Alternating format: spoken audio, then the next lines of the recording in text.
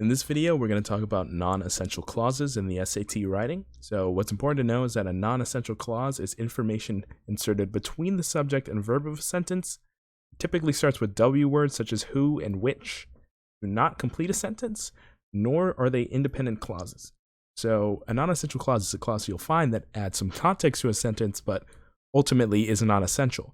You take that non-essential clause out of the sentence, you still have a grammatically correct sentence. It's not needed. Now, apositives are a little bit different. So apositives are non-essential clauses that begin with nouns rather than W words. They can also be put at the beginning or an end of a sentence, but not always. So here we have some examples before we get into the question. Down here we have my refrigerator, which is only about 5 years old, started leaking. Now, if you look at this, you'll see two commas on either side. There's a comma after refrigerator and a comma after old. Now, commas are an instant red flag for non-essential clauses. Now, whenever there's two commas and a clause inside of it, that does not mean it's a non-essential clause. Sometimes that is needed, but what you can do to figure that out is to cross out the clause within the two commas and see if you still have a sentence. So we cross it out. We have my refrigerator, which is the subject, and we have leaking, which is the verb. So we can find that this is a non-essential clause because there's still a complete sentence afterwards.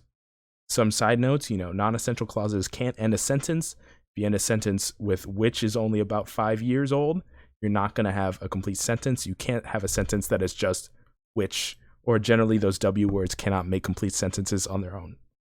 Apositives, just some examples right here. So we have a very strong man, Uncle.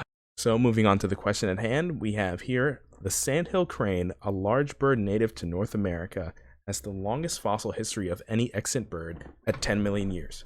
Let's look at our options real quick. We have no change, so a sandhill crane, a large bird native to North America, comma. Now, we're going to skip over that for a second and look at the other potential options just because it's going to help it make it be a little bit easier.